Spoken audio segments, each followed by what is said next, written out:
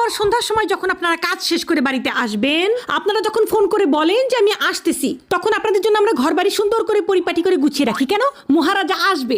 তারপর আপনি রাতে কি খাবেন না খাবেন সেটা জিজ্ঞাসা করে টাটকা টাটকা রাতের খাবার আপনাকে আমরা রেডি করে দিয়ে দিই। তারপর রাতের বেলা আপনি ঘুমাতে যাবেন, আপনার যে বিছানাটা সুন্দর করে বিছানা ঝাড়ু দিয়ে পরিষ্কার করে একেবারে গুছিয়ে আপনাকে ঘুমানোর জন্য রেডি করে দেয় কে?